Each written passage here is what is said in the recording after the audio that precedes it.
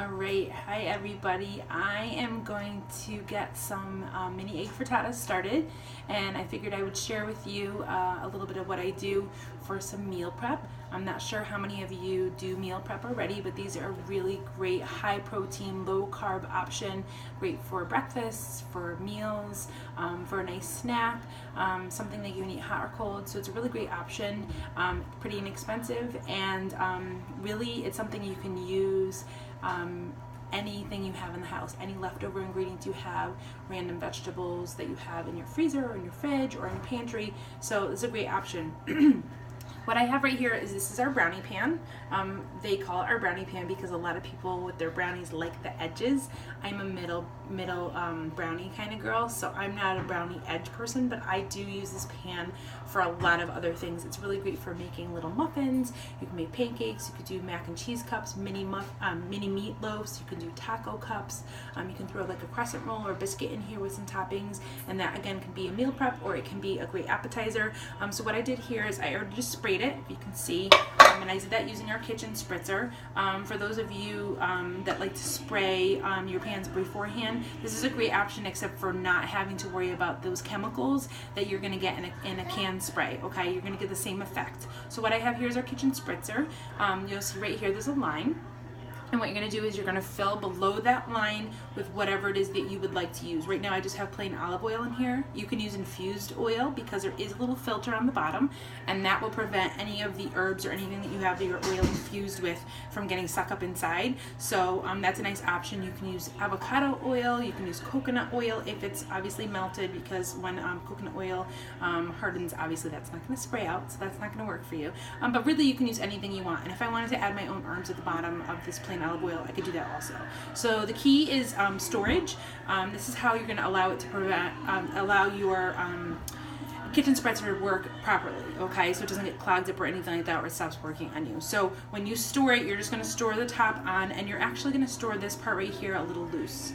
Sorry, the lighting's not the best right now, but so when you're done storing it, take the top off, and you're just going to tighten this, okay? And then you're going to put the top back on, and you're just going to be able to pump it until you feel a little bit of resistance. When you feel like it's a little bit harder to pump, then that's when you know you have enough pressure to be built up inside, and that's what's going to allow you that really good spray, okay? And you do want to make sure it's tight. There we go. Okay. So then you're going to take the top off, and all you're going to do is just hold your bottle with whatever you're spraying, and you'll see you get a really nice mist coming through, okay? But like your pan spray, you'll get a good coverage. You're just not going to get those harmful chemicals, okay? And then when you're done using it, you release, and if you listen, there'll be the pressure buildup will be released. Okay, that is what you're going to want to do to store it. Okay, so you don't want to store it with that pressure built up, because it will prevent the kitchen spritzer from working properly after. Okay, so you just loosen it up, not too loose, but loose enough where there's no pressure, and then just put the top back on, and that's how I store it.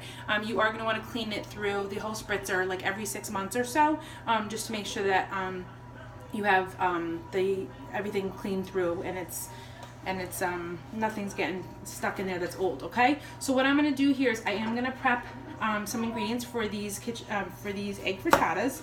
So I just have, this is our Santoku knife right here. Okay, and I'm just chopping up some broccoli. Just going to get a couple of these done, and then I'm actually going to use our food chopper, which I know everybody always loves. It's definitely a favorite in a lot of people's kitchens. I find I have a lot of customers and hosts that love the chopper, so that's really great. And I'm going to use that to chop up some of this broccoli. It's really great too for being able to use it for your onions or for your garlic. Okay, so I'm just going to chop up some of this broccoli really quick with my knife, and then we're going to get the chopper going. Okay, the nice thing about the chopper is that you can use it a couple different ways. One is you can use it right here in the base, so I can chop right inside our base, and the base does have silicone. It's made of silicone, so when I'm using it on my countertop, you can not have to worry about it slipping at all, so that's a really great feature. I love this, that Pampered Chef definitely takes safety in mind when they're creating our products, so we don't have to worry about getting hurt at all. So I am right now just going to use it on our cutting mat right here, so I can just pour it right into my bowl. Okay, so as you can see, just a couple pumps. See how small I got that broccoli, right? Okay, So I love this tool for one ingredient. So if you were going to chop your nuts for your baking, or you wanted to chop up your onions, or you wanted to be able to chop up some carrots, when I make soup, I'll chop my carrots with this or my onions, and it prevents you a little bit of the crying, so that's always nice as well. And it's really easy to just move it on the cutting board, as you can tell. Okay, so I'm able to just chop everything up, move it over, and then this cutting mat, and I'll show you once I cut it full, is going to allow me to be able to quickly and easily just pour all this brownie inside with my eggs and my other ingredients. Okay, so see how nice and easy that is. And the great thing too is for those dishwasher safe people, which I'm definitely one of them, love my dishwasher, love the products that can go into the dishwasher, and with Pampered Chef most of our products do, which is really great. Okay, so you're just going to turn this right here, comes right off. Okay, and then I would be able to put these pieces right into my dishwasher. This just opens up, and they're just going to go on the top rack of the dishwasher and get clean nice and easy. Okay, so that's a really nice feature of the food chopper. So I'm going to get started with some of my eggs. I'm just going to scoop this over here. So we have our classic batter bowl right here, which I love, love, love. I love that we have the handle on it. I love that there's measurements on the side. And bless you. My kids are in the background. That's what happens when you're a mom, right? So I love there's measurements on the side. It's a really nice hearty bowl, and I like that like I said, that there's the option of having that handle on there. Okay, so I'm just going to crack a few eggs, and then I'm going to mix the ingredients right inside our bowl. Okay, so when you're cracking your eggs, you definitely don't want to do them on the side of your bowl, because if any shells happen to get inside, then you're going to have to now go back in and clean up the shell that's now in your bowl. So we don't want that to happen. So we're just going to do it on our counter. I know that a lot of people do it on the side of the bowl. That's not my recommendation, because then you have to go get an inside there, and you don't want to have the eggs inside. And what it is with the salmonella that people are concerned about with eggs, it's actually not the inside of the egg that you're concerned about. It is the outside of the egg. Okay, so you don't really want the outside of the egg to get in there and have to worry about that getting in with your nice clean eggs, right? Okay, so we're just going to use our stainless whisk here, and like I said, I love this handle that I'm able to just hold on to it and mix, and not have to worry about holding the outside of a bowl and then getting a ring of whatever it is that I am mixing on my shirts. I'm not wearing my apron right now, so we don't want that to happen. The handle's really great. Okay, so I just have my eggs here, and I am just going to add my broccoli. Okay, so like I said, this is a really nice option of the flexible cutting mats. I could pour it right up in there and not have to worry about scraping it, from a cutting board. Okay, so these mats are a really nice option. Okay, so there's our broccoli, and then I am going to add some salt and pepper. Okay. I am going to add some salt and pepper here for our salt and pepper grinder. This is an awesome set that I use quite often.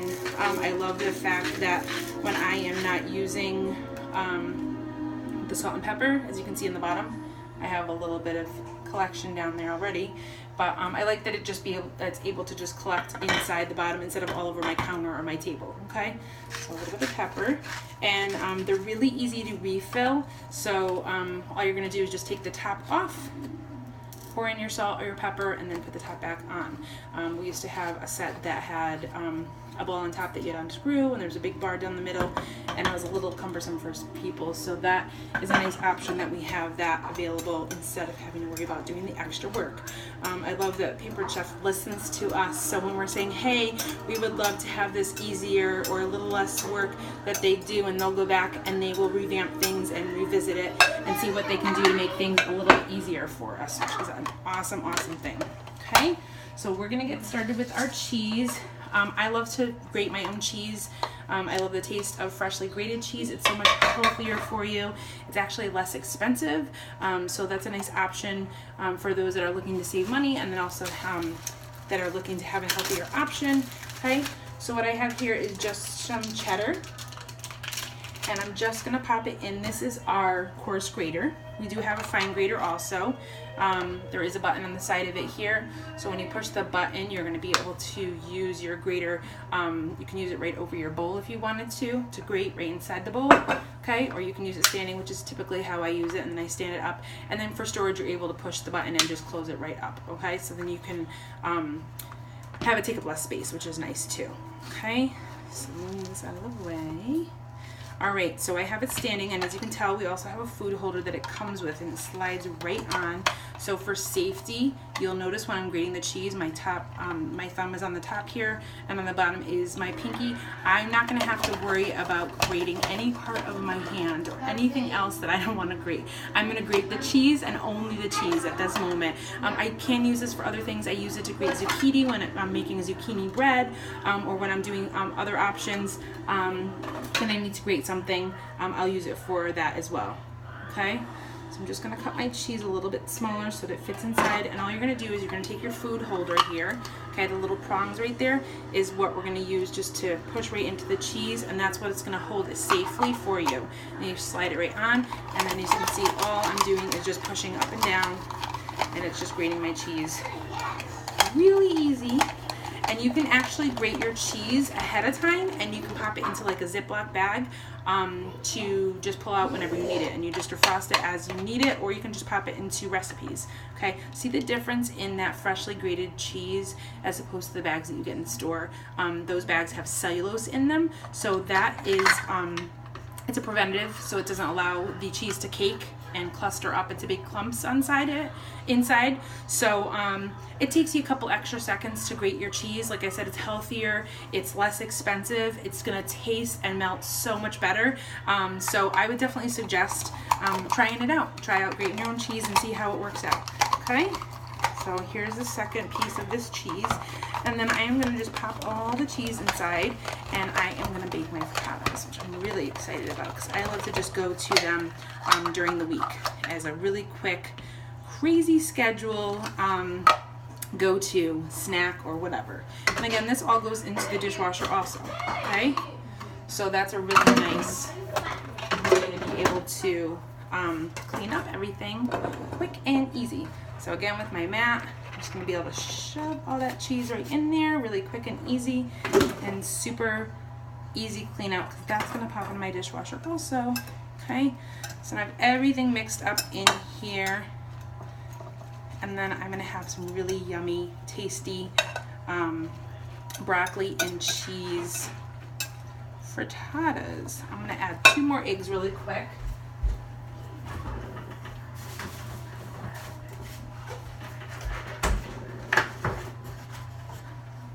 That head of broccoli was a little bit bigger than I expected that it was, so we used it all. So I'm just gonna put a little bit more egg in there, and we'll mix up that yolk, get it all broken up. My oven is preheated and ready, so that's good. All right, and then I'm just gonna get this in here, and I have my oven set at 350 right now. There we go, that's what I wanted, a little bit looser. And so these frittatas are actually pretty quick.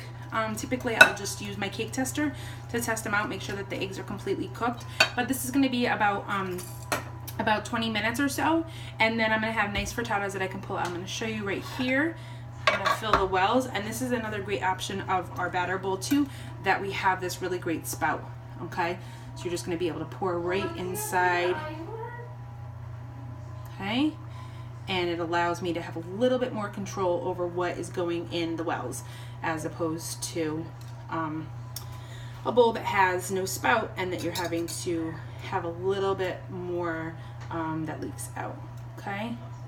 So see how nice and easy that pours, and these are really quick. You could throw your meats in here, you can throw other veggies. If you had leftover veggies from dinner last night, you can throw those in. If you wanted to throw in some potatoes that were left over, or even a package of hash browns from the store, you can do that as well, okay?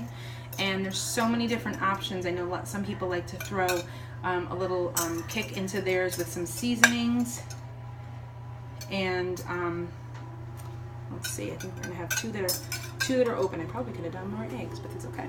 Okay, so those leftover wells here, you're not gonna wanna leave open. I'm just gonna fill them with some water, Okay, so that everything cooks evenly.